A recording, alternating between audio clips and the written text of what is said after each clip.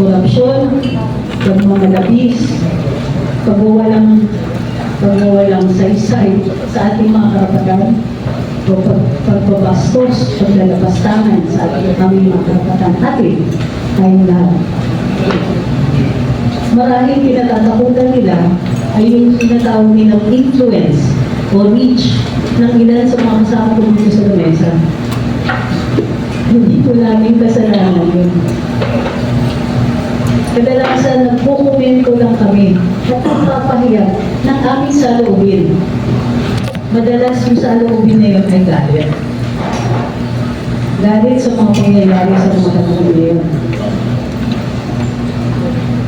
Dahil dito, imbis na pumunta sa parang sa imbitasyon, imbis na pumayag at tanggapin ang imbitasyon ng Kongreso, ng House of Representatives, sa Korte Suprema kung pumunta at nag-file ng aming petisyon.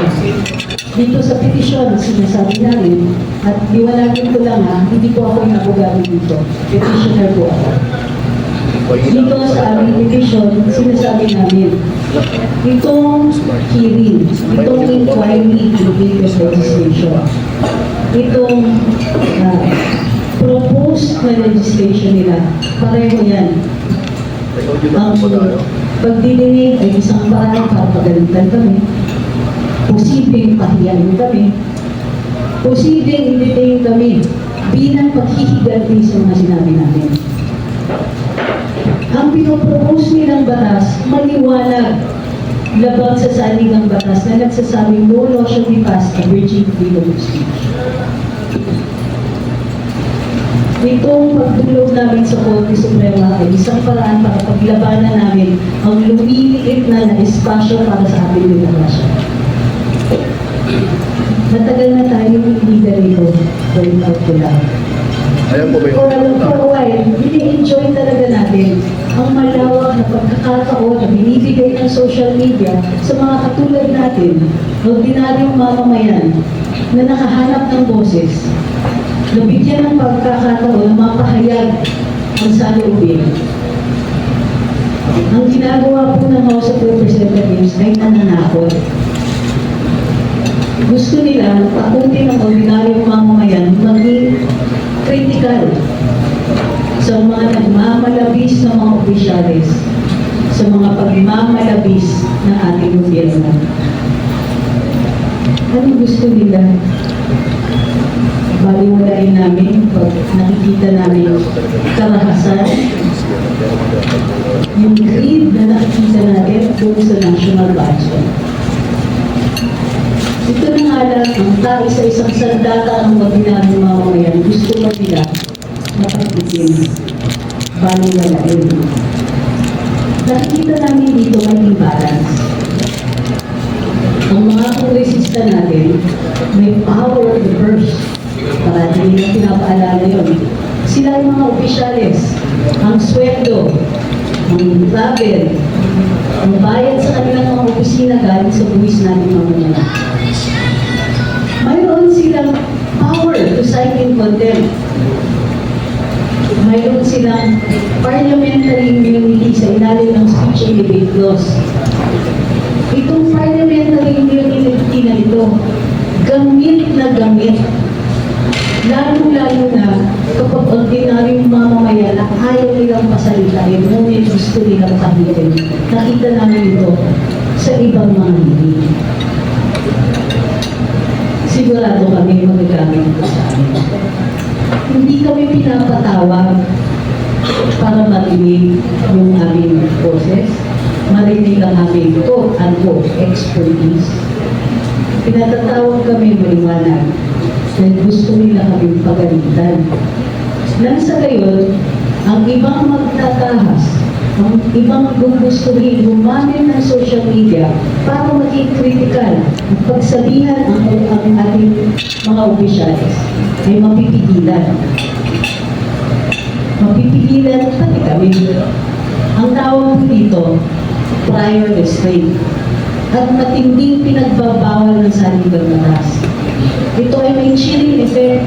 Natatakot ang ibang tao na gamitin ng social media sa paraan kung saan intended talaga ang freedom freedom of speech para i-check ang gobyerno natin. Sinabi nga ng Korte Suprema, basta ang speech, yung pagsasalita at pagpapahayag ay ginagamit para i-check ng mga opisyales, protected speech yan. Yan na po yung dahilan para sa freedom of speech. Ang hinihiling namin dito sa kaso ay prohibition at certiorari. Ibig sabihin, itong desisyon, ang pag-propose ng legislation nito, ang desisyon na magganito ang hearing ay ginawa with great abuse of discretion. Ibig sabihin, wala ito sa mandato nila. Walang mandato ang Kongreso na lapastanganin ang karapatan ng mga mamamayan. Lalo-lalo na ang karapatan magsalita ng pahayag. Pinipigilan namin sila, pinapipigilan namin sila na ituloy ang hearing, itigil yung panakot nila sa aming mga nagsasalita sa social media. At tapusin ito, ang proposed legislation po, sinasabi nila, regulatory framework for social media. Walang regulatory framework for traditional media. Walang framework at all, regulatory framework for any form of expression. Maliban lang dun sa classification na ginagawa natin for movies and television and radio. Wala tayong board exam para sa mga vloggers. Wala tayong paraan para mag-decide kung sino lang ang pwedeng magsalita at magpahayag. Ginagarantiyan ng saligang batas na ito ay para sa lahat. Kahit hindi kami congressman. Ang prayer is itigil ito, itigil ang pananakot, itigil yung mga aksyon na nagbibigay takot sa ibang tao magsalita at magpahayag. Naway maunlakan kami. Yun lang po.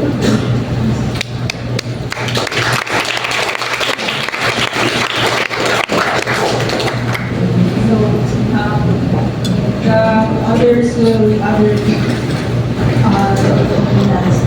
going to also say something. So, you first. Question and answer. After, yes. So, the statements of those who were on the list. Okay, so 3 to 5 minutes each.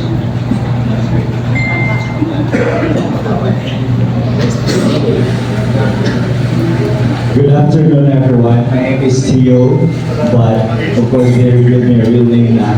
I'm Alex Distorpo, and I'm one of those few people who have not really received a formal notice coming from the HOR.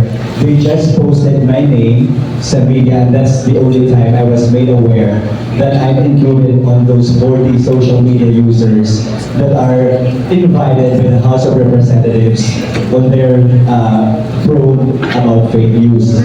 So, since wala akong natanggap na formal invitation, I asked Joey to show it to me, and I found out that the purpose as to why they're having the probe to begin with is due to the privileged speech of Ace Barbers, labeling all of us as narco-bloggers, Pogo-Pay, and Bagong Makapili. There is no discussion as to what constitutes being a Bagong Makapili, or there is no proof showing that we are paid by narco politicians or even Pogo. I myself has no any link with Pogo operators, so how can I possibly be paid by them? So that's the first question I raised on one of my posts sa social media. Secondly, biglang nagbago. Ang privileged speech ni Ace Barbers ay about nga sa narco-vloggers, Pogo-Pay, and Bagong Makapili. But then eventually, they changed the subject matter to fake news, which I myself is irrelevant. Why? Because in the first place, I am not writing news. I am writing my political opinions, which is within the constitutionally protected speech natin. So yun, tinatanong ko din, dapat they should clarify what really constitutes fake news and how does it differ to political opinions. Because if they regulate fake news by targeting us who are only writing our political opinions, they are indirectly suppressing our freedom of speech. Tama? Kasi they are converting our opinions as news. So that's the harm that I have seen sa probe ni Dan Fernandez about this subject matter.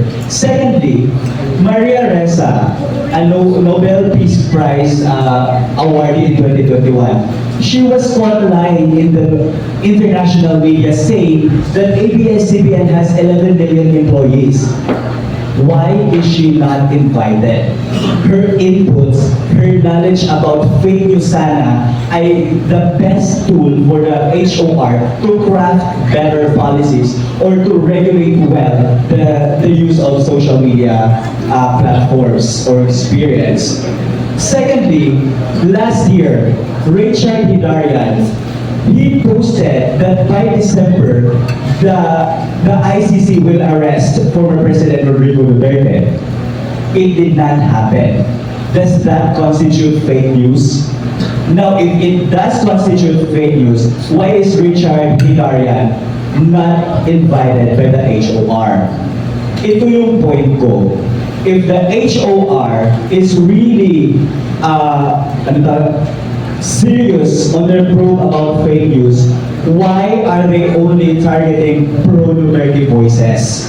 So this, I think, in my own opinion, is a targeted political maneuver. We know for a fact that within the week, the SecGen will transmit the impeachment raps against VP Sara, the 3 impeachment raps against VP Sara. Secondly, just this week, they declared food emergency.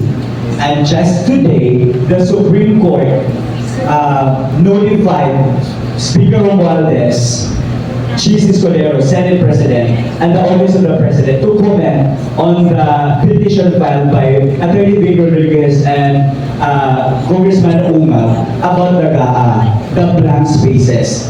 Now, if you look at the timing, it's very glaring.